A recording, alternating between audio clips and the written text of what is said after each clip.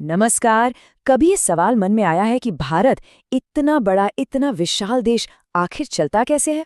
तो चलिए अगले कुछ मिनटों में भारत के लोकतंत्र की इस पूरी मशीनरी को, इसके हर एक पुर्जे को बिल्कुल आसान भाषा में समझने की कोशिश करते हैं। तो शुरुआत करते हैं सबसे बड़े और सबसे बुनियादी सवाल से कि आखिर भारत को चलाता कौन है? असली पावर किसके हाथ में है, प्रधानमंत्री या फिर राष्ट्रपति? चलिए इस पहेली को मिलकर सुलझाते हैं। देखिए, इस सवाल का जवाब हमें मिलेगा जब हम भारतीय पॉलिटिकल सिस्टम के इन 5 बड़े स्तंभों को एक एक करके समझेंगे।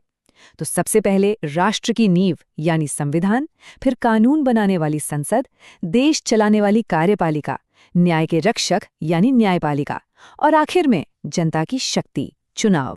तो पहला स्तंभ, राष्ट्र की नींव, हमारा संविधान। देखिए, कोई भी बड़ी इमारत एक मजबूत फाउंडेशन पर ही टिकी होती है ना? भारत के लोकतंत्र के लिए वही नींव है हमारा संविधान।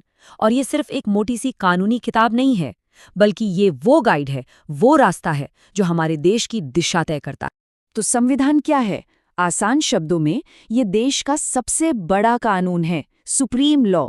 मतलब देश का कोई भी दूसरा कानून, सरकार का कोई भी फैसला या नागरिकों का कोई भी अधिकार, सब कुछ इसके दायरे में ही होना चाहिए। इससे ऊपर कुछ भी नहीं है। और हाँ, ये कोई छोटा मोटा दस्तावेज बिल्कुल नहीं है। क्या आप जानते हैं, भारतीय संविधान दुनिया के सबसे लंबे लिखे हुए संविधानों में से एक है। इसमें 448 आर्टिकल्स हैं। सोचिए, हमारे देश को चलाने का हर छोटा बड़ा नियम, सब कुछ इसमें कितनी बारीकी से लिखा गया है। तो इसे बनाया किसने? इस महान दस्तावेज को तैयार किया था हमारी संविधान सभा ने। इस सभा के अध्यक्ष थे डॉक्टर राजेंद्र प्रसाद, और इसकी ड्राफ्टिंग कमेटी के जो चेयरमैन थे डॉक्टर भीमराव अंबेडकर। उन्हें भारतीय संविधान का जनक या कहें कि फादर ऑफ द कॉन्स्टिट्यूशन माना जाता है। ठीक है, तो हमारे पास नियम की किताब तो आ गई, यानी संविधान। अब इन नियमों के आधार पर देश के लिए कानून कौन बनाएगा? यहीं पर तस्वीर में आती है हमारी संसद। अब हमारी संसद के 2 हिस्से हैं, या कहिए 2 घर हैं, लोकसभा और राज्यसभा। लोकसभा, जैसा कि नाम से ही जाहिर है, लोगों का सदन है। यहाँ के सदस्य सीधे जनता द्वारा 5 साल के लिए चुने जाते हैं। दूसरी तरफ है राज्यसभा, यानी राज्यों की परिषद। ये एक परमानेंट हाउस है और इसके सदस्यों का टर्म 6 साल का होता है। लोकसभा को चलाते हैं स्पीकर और राज्यसभा के सभापति होते हैं भारत के उपराष्ट्रपति। अच्छा, तो कोई कानून बनता कैसे है? इसका एक पूरा प्रोसेस है, 4 स्टेप्स का। सबसे पहले एक प्रस्ताव, जिसे बिल कहते हैं, किसी भी हाउस में लाया जाता है। फिर उसे लोकसभा से पास होना पड़ता है और फिर राज्यसभा से भी।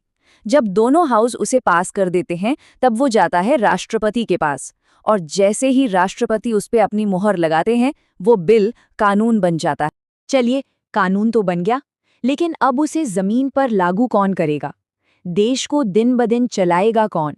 यहीं पर रोल आता है हमारी कार्यपालिका का, यानी एग्जीक्यूटिव का। यहाँ पर अक्सर लोगों को थोड़ा कंफ्यूजन होता है। भारत में 2 हेड हैं, राष्ट्रपति और प्रधानमंत्री। तो फर्क क्या है? देखिए, राष्ट्रपति होते हैं हेड ऑफ स्टेट, मतलब पूरे राष्ट्र के प्रमुख, जिनकी भूमिका एक तरह से सेरेमोनियल होती है। लेकिन जो हेड ऑफ गवर्नमेंट है, यानी सरकार के मुखिया, वो होते हैं प्रधानमंत्री। असल कार्यकारी शक्तियां, रियल एग्जीक्यूटिव पावर, उन्हीं के पास होती है। प्रधानमंत्री ही अपनी कैबिनेट को लीड करते हैं और उनकी जवाबदेही सीधे लोकसभा के प्रति होती है। और ये भी जान लीजिए कि हमारे देश के राष्ट्रपति का कार्यकाल 5 साल का होता है। तो हमने कानून बना लिए, उन्हें लागू करने वाली सरकार भी देख ली। पर सोचिए, अगर कोई इन कानूनों को तोड़े या इनकी गलत तरीके से व्याख्या करे, तब क्या होगा? बस यहीं पर आते हैं न्याय के रक्षक, हमारी न्यायपालिका। और इस न्यायपालिका के सबसे ऊंचे शिखर पर है हमारा सुप्रीम कोर्ट, जिसे संविधान का गार्जियन भी कहा जाता है।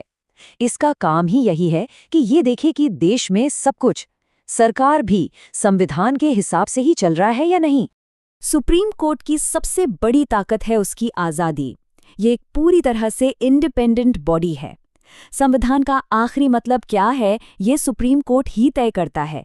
केंद्र और राज्यों के बीच के झगड़े सुलझाता है, और इसके मुखिया होते हैं चीफ जस्टिस ऑफ इंडिया। और याद रखिए, न्यायपालिका की यही आज़ादी एक हेल्दी डेमोक्रेसी की सबसे बड़ी निशानी है। तो अब आते हैं उस स्तंभ पर, जो असल में इस पूरे सिस्टम की जान है।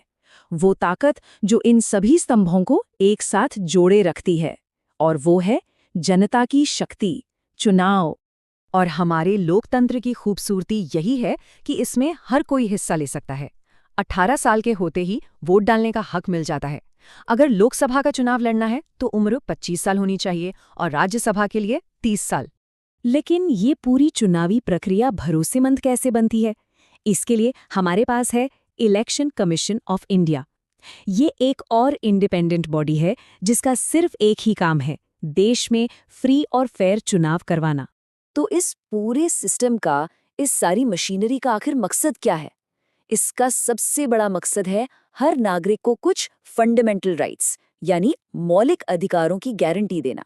समानता का अधिकार, आज़ादी का अधिकार, शोषण के खिलाफ अधिकार, ये सब हमारे संविधान में दिए गए हैं ताकि देश का हर नागरिक एक सम्मान की जिंदगी जी सके। तो हमने संविधान को देखा, संसद, सरकार और अदालत, इस पूरे मशीनरी को समझ लिया। अब वापस चलते हैं अपने पहले सवाल पर, लेकिन इस बार एक नई समझ के साथ। तो बताइए, इस लोकतंत्र का असली जनक कौन है? जवाब बहुत सीधा है, लेकिन बहुत शक्तिशाली भी। जनता, द पीपल। इस पूरे सिस्टम की असली और आखिरी ताकत लोगों के ही हाथ में है, क्योंकि इस लोकतंत्र के असली मालिक, असली गार्जियन नागरिक ही हैं।